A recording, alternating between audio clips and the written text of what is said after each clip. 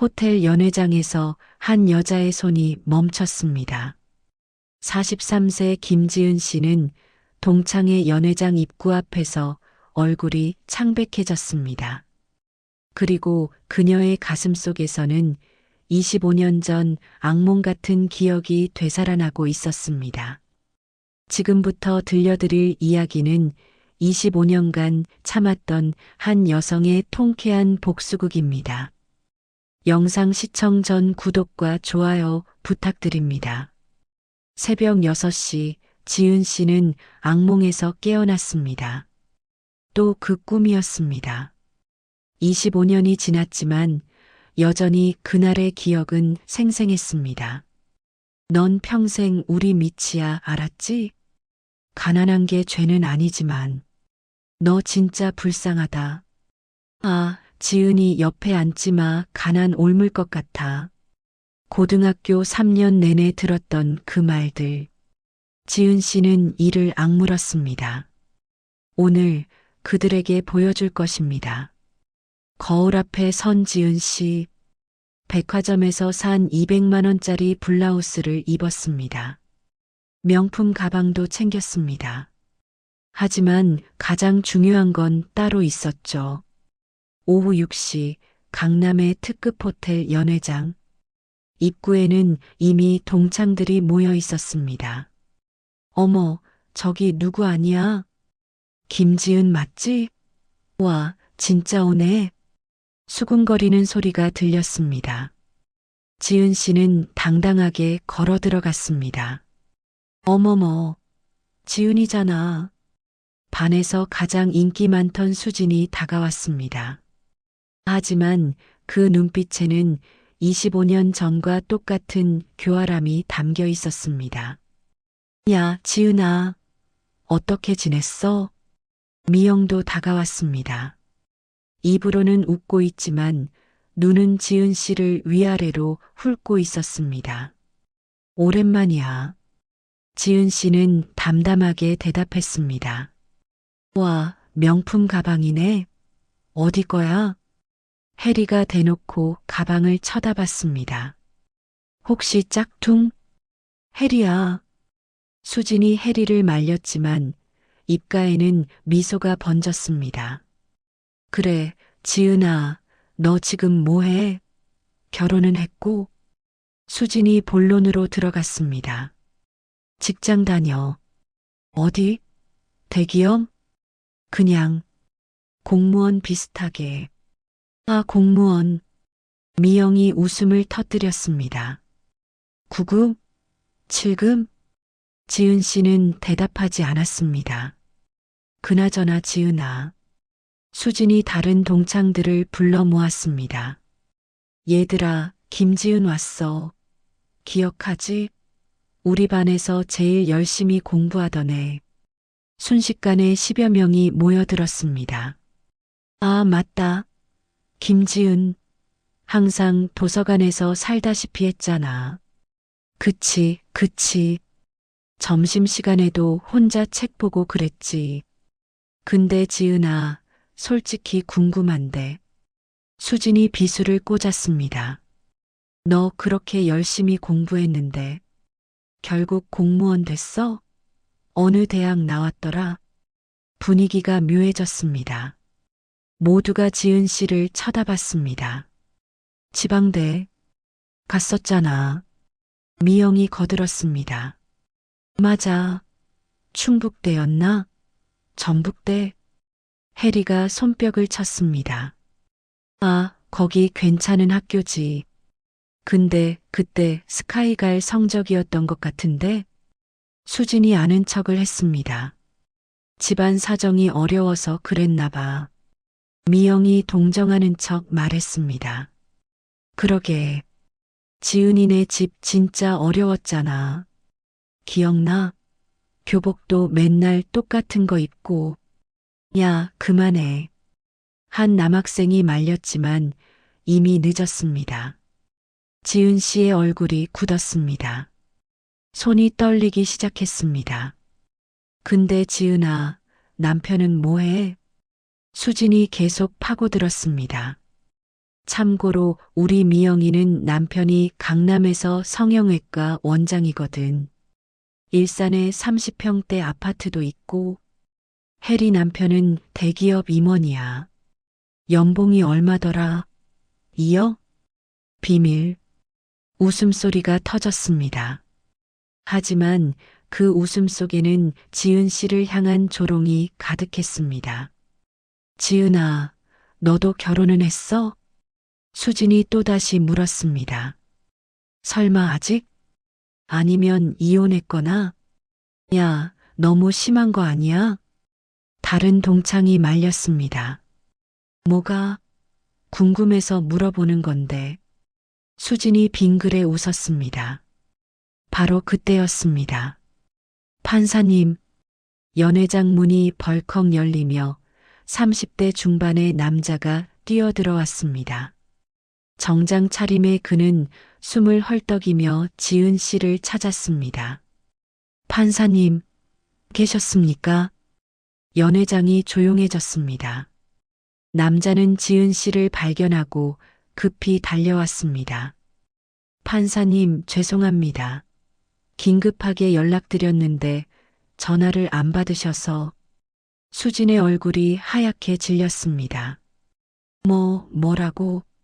판사님, 내일 선고 예정인 횡령 사건 관련해서 피고인 측에서 급하게 서류를. 최 변호사님, 지은 씨가 차갑게 말을 끊었습니다. 지금은 사적인 자리예요. 내일 오전 9시 법원 집무실에서 얘기하시죠. 아, 죄송합니다. 판사님. 남자는 90도로 허리를 숙였습니다. 실례했습니다. 정적? 아무도 입을 열지 못했습니다. 지은 씨는 천천히 샴페인을 한 모금 마셨습니다. 그리고 수진을 똑바로 바라봤습니다. 수진아, 아까 뭐라고 물어봤지? 내가 어느 대학 나왔냐고? 그게 서울대 법대 나왔어. 98학번. 미영이 비명을 삼켰습니다. 그리고 대학교 3학년 때 사법고시 합격했지. 당시 최연소였어. 해리의 다리가 후들거렸습니다. 지금은 서울중앙지방법원 부장판사야. 올해로 15년째. 부장판사? 수진이 더듬거렸습니다. 응. 부장판사가 뭔지 알아? 지은 씨의 목소리는 차가웠습니다. 법원에서 재판부를 총괄하는 판사야. 쉽게 말하면 사람의 인생을 결정하는 자리지. 지은아, 나는. 그리고 수진아. 지은 씨는 샴페인 잔을 내려놓았습니다. 아까 내 남편 얘기했지? 궁금해? 남편도 법조인이야. 대형 로펌 대표 변호사거든. 작년 매출이 200억 정도 됐나? 정확한 숫자는 기억 안 나네. 미영이 주저앉을 듯 휘청거렸습니다. 강남에 50평 아파트 있고 제주도에 별장도 하나 있어. 참. 아들 하나, 딸 하나 있는데 둘 다 외고 다니고 있어. 지은아. 해리가 떨리는 목소리로 말했습니다. 왜 해리야? 더 궁금한 거 있어? 지은 씨는 미소를 지었습니다. 하지만 그 미소는 얼음장처럼 차가웠습니다. 미영아, 내 남편 성형외과 한다고 했지? 연봉 얼마라고 했더라? 그건 내 작년 연봉이 1억 5천이야. 남편 수입까지 합치면. 글쎄, 5억은 넘을걸? 동창들이 숨죽였습니다. 그리고 해리야. 지은 씨는 해리를 향했습니다. 내 남편 대기업 임원이라고 했지? 연봉 2억? 우리 부부 재산이 얼마인지 알아? 지은 씨는 천천히 말했습니다. 부동산만 100억 넘어. 현금은 말 안 할게. 수진이 그 자리에 주저앉았습니다. 지은아, 정말 미안해. 미안하다고? 지은 씨의 목소리가 높아졌습니다. 주변 동창들이 모두 이쪽을 바라봤습니다. 25년 전에 너희가 나한테 뭐라고 했는지 기억해? 지은아, 넌 평생 우리 미치야라고 했잖아, 수진아. 지은 씨의 눈에 눈물이 고였습니다. 하지만 목소리는 단호했습니다. 가난한 게 죄는 아니지만 너 진짜 불쌍하다고 했지, 미영아. 미안. 정말 미안. 지은이 옆에 앉지 마. 가난 옮을 것 같아라고 했어. 해리야. 해리가 눈물을 흘리기 시작했습니다. 너희가 내 도시락 뺏어서 쓰레기통에 버렸을 때 나 혼자 화장실에서 울면서 빵 먹었어. 지은아, 우리가 정말 잘못했어. 너희가 내 교복에 우유 쏟았을 때 집에 돈이 없어서 그냥 말려서 입었어. 동창들의 얼굴이 창백해졌습니다. 아무도 이 사실을 몰랐습니다. 너희가 남자애들한테 김지은이랑 사귀면 죽는다고 소문냈을 때 나 3년 내내 짝사랑 하나 제대로 못했어. 미안해. 정말 미안해. 수진이 바닥에 무릎을 꿇었습니다. 일어나, 수진아. 지은 씨는 차갑게 말했습니다. 판사 앞에서 무릎 꿇는 건 피고인 뿐이야. 순간 섬뜩한 정적이 흘렀습니다. 그래도 고마워. 너희 덕분에 여기까지 왔으니까. 지은 씨는 가방을 집어들었습니다. 너희가 나를 무시할 때마다 나는 이를 악물고 공부했어. 새벽 4시에 일어나서 밤 12시에 잤지. 지은아, 너희가 명품 가방 들고 다닐 때 나는 도서관에서 육법전서 들고 다녔어. 정말 미안해. 미안하면 됐어. 근데 있잖아. 지은 씨는 마지막으로 한마디 더 했습니다. 이 세상에는 너희처럼 약자를 괴롭히는 사람들이 많아. 그래서 내가 판사가 된 거야. 내 법정에 서는 사람들에게는 절대로 불공정한 판결을 내리지 않겠다고 맹세했거든. 지은 씨는 출구를 향해 걸었습니다. 지은아, 잠깐. 수진이 따라왔습니다. 뭐, 정말 용서 못 해주겠니? 수진의 눈에서 눈물이 흘러내렸습니다. 지은 씨는 잠시 멈춰 섰습니다. 수진아, 내가 25년 동안 얼마나 힘들었는지 알아? 밤마다 악몽을 꿨어. 너희 목소리가 들리는 것 같았어. 너는 안 돼. 너는 가난해. 너는 불쌍해. 지은아, 근데 있잖아. 이제는 안 그래. 왜냐하면 내가 증명했거든. 뭘? 가난은 죄가 아니라는 것. 그리고 가난을 극복할 수 있다는 것. 지은 씨는 수진을 바라봤습니다. 너희를 용서할까 생각도 했어. 근데 안 되겠더라. 왜냐하면 너희는 진심으로 반성하는 게 아니니까.